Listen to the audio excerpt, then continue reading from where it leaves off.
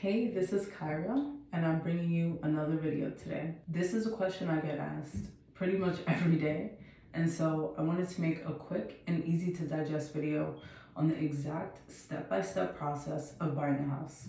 How to buy a house in 6 steps. Let's get into it. Wait, but real quick, if you are actually about to start the process of buying a house, I do have a longer, more in-depth video that tells you things that you're really gonna wanna know before you go down that road. So if you're serious about buying now and you wanna know more in depth, then comment down below and let me know. I'll send you the video. If you're more of a reader, I also have this written on my blog, on my website, which I'll link in the description. And one more thing, I'm a real estate agent in New York. So if you're watching this and you live in another state, just call up one of your local realtors and find out what the exact process is like for you where you are. Okay, now that all of that's out the way, now let's get into it. How to buy a house in 6 steps. Okay, so you've been paying rent somewhere steadily for a little while, and maybe you have a down payment saved already, or you're about to get a lot of tax money, so you're deciding that it's time for you to buy a house. The very first thing you're gonna wanna do, the very first step, is to get a mortgage pre-approval. If you don't already know what a pre-approval is, it's a letter that you get from the place where you plan on getting your mortgage, like a bank or mortgage broker.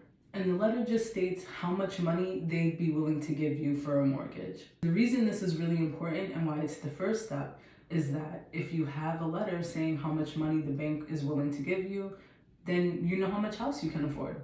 This is your budget. And you definitely want to know your budget before you start house shopping because, I mean, listen, we have a whole video on all the steps in the process. So it does take time.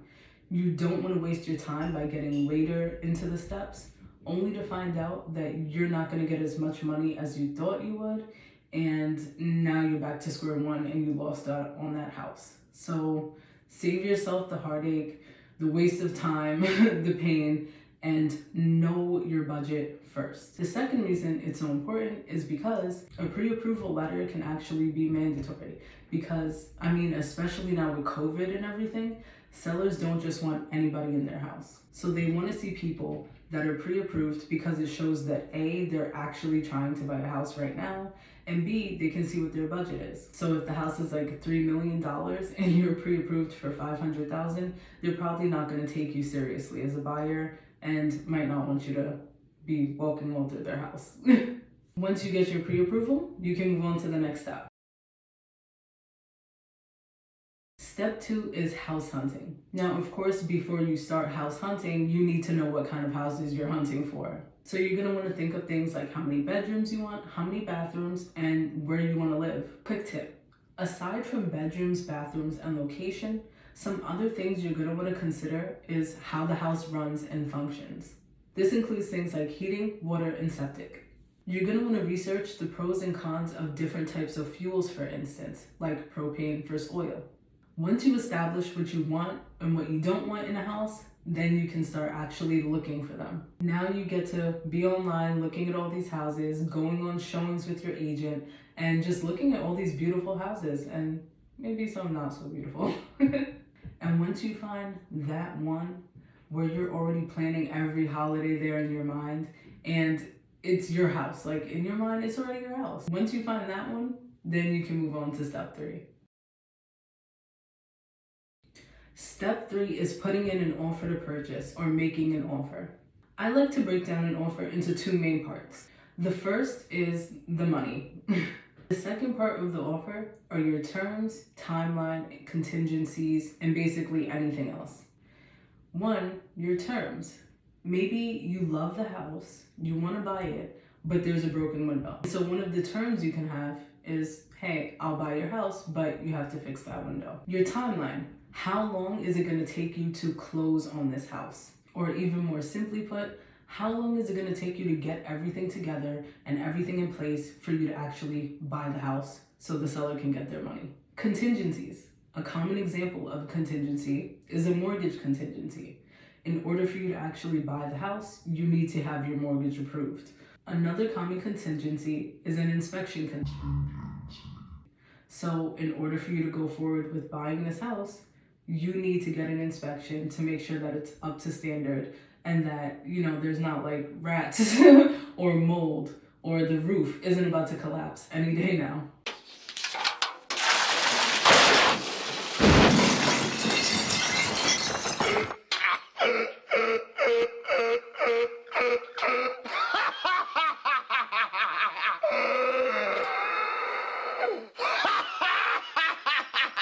Other miscellaneous things like purchasing furniture with the house. Maybe you love the couch that you saw in the house and you just can't imagine the house without the couch now. So you want it to be included in the purchase. You can also let stuff like that be known now. Now, once you submit your offer, it's time to send it out to the seller. From here, the seller has a few options. One, they can just decline your offer. Maybe they have a better one. And so that means for you that you're back at step 2, house hunting. It's all right, you'll find a better house, it's okay. They can also counter offer. So maybe they like some parts of your offer, but not everything. So they can come back to you and try to negotiate. And at this point, you guys are just trying to come to common ground so that they can accept your offer and you can move forward with step 4. Or they can just love your offer and everything about it and accept it. And then you're off to step 4. So let's go to step 4. If you remember, in step 3 in your offer, you gave a timeline for how long it will take you to close. So during this timeline is where step 4 is taking place. And this is about you getting ready to purchase this home and own it. That means you're gonna start getting all your financing together now, which means you're gonna be applying for your mortgage now. Quick tip. Take full advantage of any down payment and closing cost assistance programs that are available to you. And honestly, that's something you can start right now, today.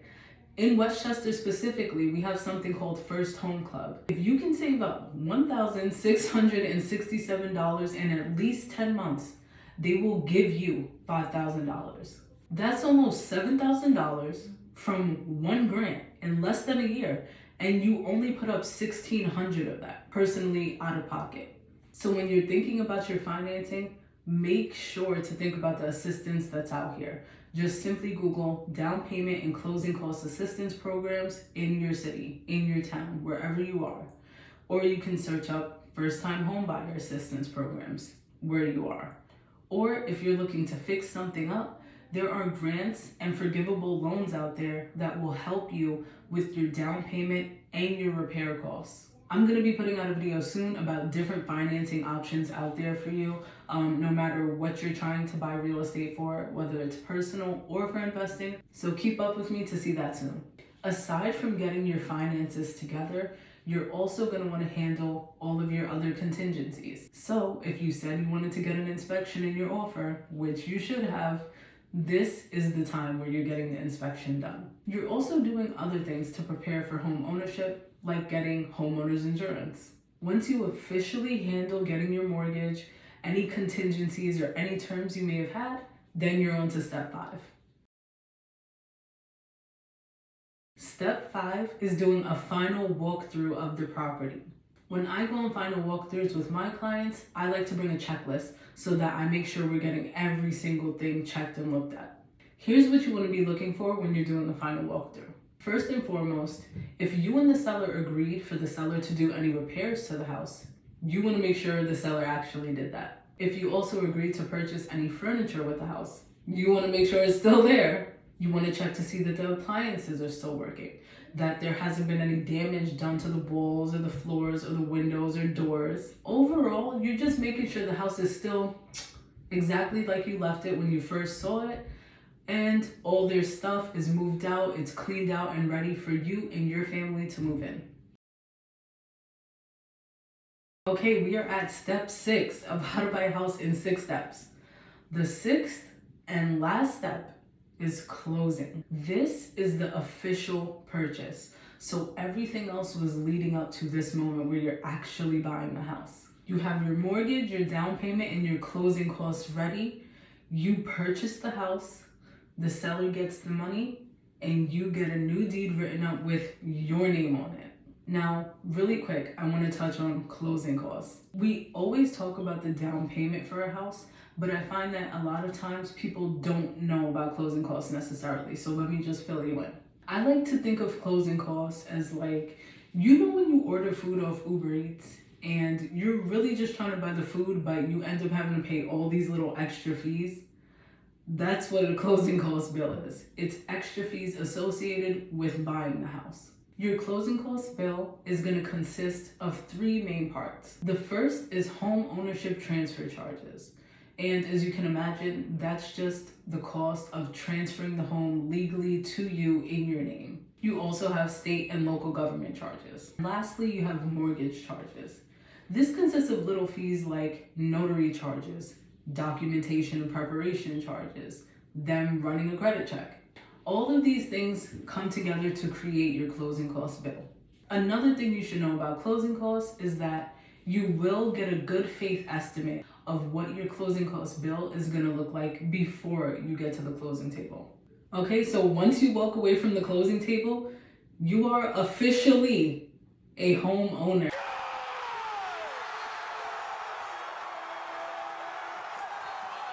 The only thing left for you to do is to move in. So that was how to buy a house in 6 steps. I hope that this really demystified the whole thing and made it simple and easy to digest. If you have any questions, comment down below and I'll be happy to answer them. If you know someone who wants to know about this kind of stuff and this process in particular, share this video with them. And if you personally found it valuable and you learned something walking away from this, then please give me a thumbs up. And of course, keep up with me to keep seeing videos like this where I talk about buying, selling, and investing in real estate. This was Kyra, Westchester real estate agent. I'll see you next time. Bye.